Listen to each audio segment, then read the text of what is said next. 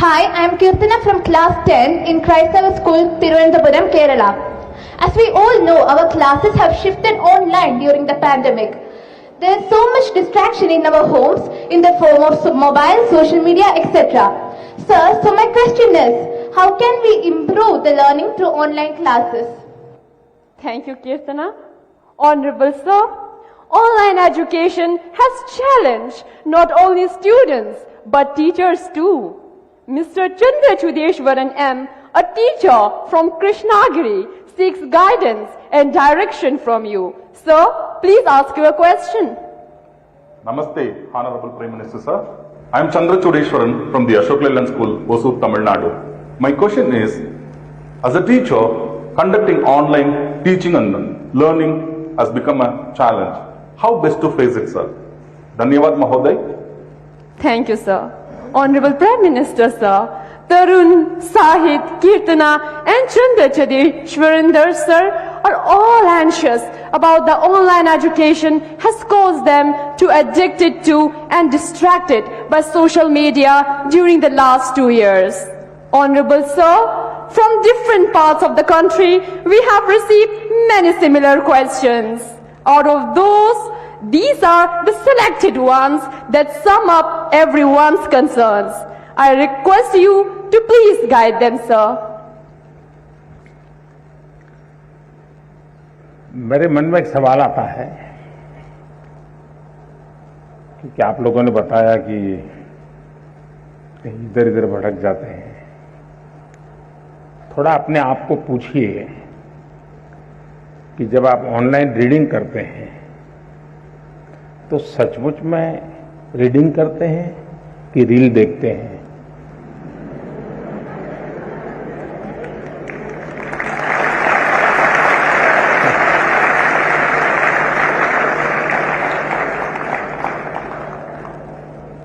अब मैं आपको हाथ ऊपर नहीं कराऊंगा, लेकिन आप समझ गए कि मैंने आपको पकड़ लिया है। हकीकत में दोष ऑनलाइन या ऑफलाइन इसका नहीं है।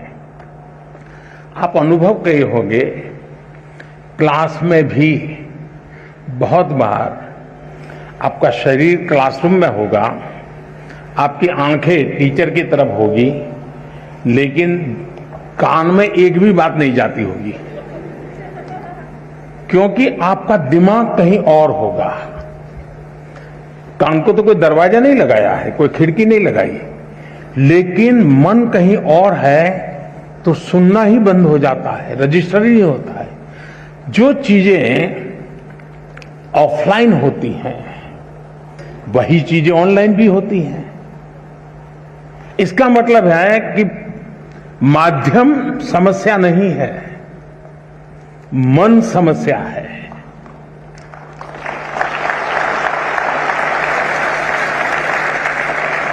माध्यम ऑनलाइन हो या ऑफलाइन, अगर मेरा मन पूरी तरह उससे जुड़ा हुआ है, उसमें डूबा हुआ है, मेरा एक खोजी मन है जो उसकी बारीकियों को पकड़ने की कोशिश कर रहा है, तो आपके लिए ऑनलाइन या ऑफलाइन मैं नहीं मानता हूं कि कोई फर्क पड़ सकता है। और इसलिए हम, जैसे युग बदलता है तो माध्यम भी बदलते रहते हैं। अब पहले के जमाने में जो गुरुकुल चलते थे, सदियों पहले, सहस्त्र वर्ष पहले, तो वहां तो प्रिंटिंग पेपर भी नहीं थे, तो उस समय कोई किताब भी नहीं थी, तो ऐसे ही कंठस्थ सब चलता था। तो उनकी श्रवण शक्ति इतनी तेज रहती थी कि सुनते थे और उसको कंठस्थ कर लेते थे, और पीढ़ी दर पीढ़ी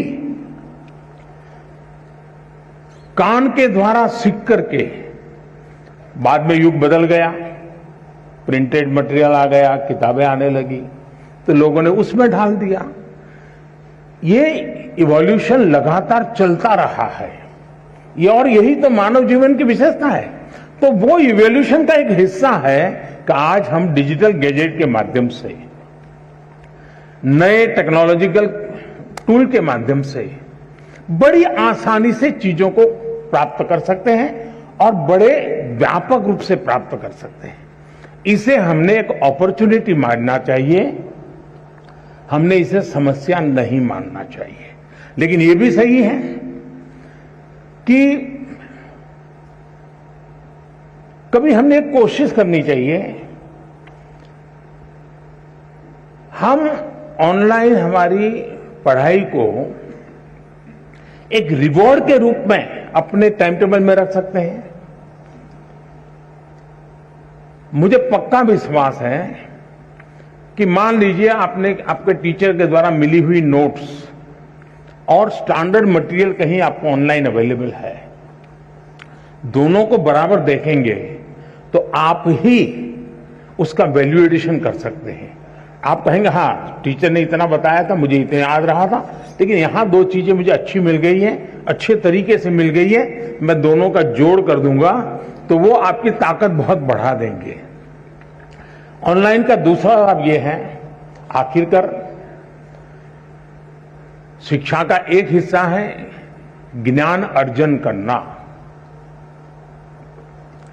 अब ऑनलाइन और ऑफलाइन का सिद्धांत क्या हो सकता है? मैं मानता हूं ऑनलाइन पाने के लिए है, ऑफलाइन बनने के लिए है।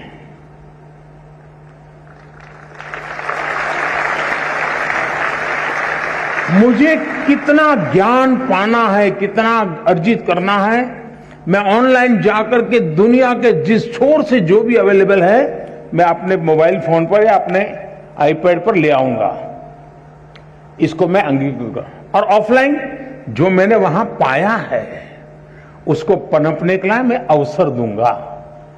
मैं ऑफलाइन उस जो चीजों को मैं, अब मान लीजिए यहां साउथ इंडिया के साथियों ने मुझे पूछा, आखिर में बड़ा कम करते हुए बात हुई, टीचर महोदय ने पूछा, तो मैं ये कहूंगा कि मां ऑनलाइन आपने डोसा कैसे बनता है, कौन से इंग्रेडिएंट होते हैं, क्या प्रोसेस होता है, सब देख कर लिया, लेकिन पेट भरेगा क्या? बढ़िया से बढ़िया डोसा आपने कंप्यूटर पर बना दिया, सारे इंग्रेडिएंट का उपयोग कर लिया, पेट भरेगा क्या? लेकिन वो ज्ञान अगर आपने कोशिश की और डोसा बना दिया तो पेट भरेगा या नहीं भरेगा? तो ऑनलाइन को आपका आधार मजबूत करने के लिए उपयोग करें, आपको ऑफलाइन में उसको जाकर के जीवन में साकार करना है। शिक्षा का भी ऐसा ही है। पहले आपकी जो किताब है वो, आपके जो टीचर है वो, आपका जो सराउंडिंग्स है वो, बहुत सीमित साधन थे ज्ञान प्राप्त करने के।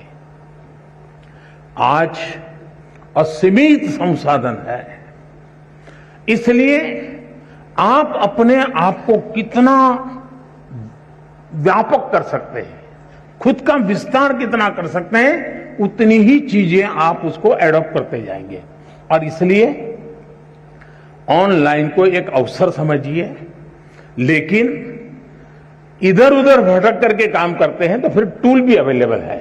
आपने देखा होगा आपके हर गैजेट में टूल है जो आपको इंस्ट्रक्शन देते हैं, वार्निंग देते हैं, ये करो ये मत करो, अब रुक जाओ, थोड़ी देर आराम करो, अब 15 मिनट के बाद फिर आना है तो वो 15 मिनट के बाद आएंगे।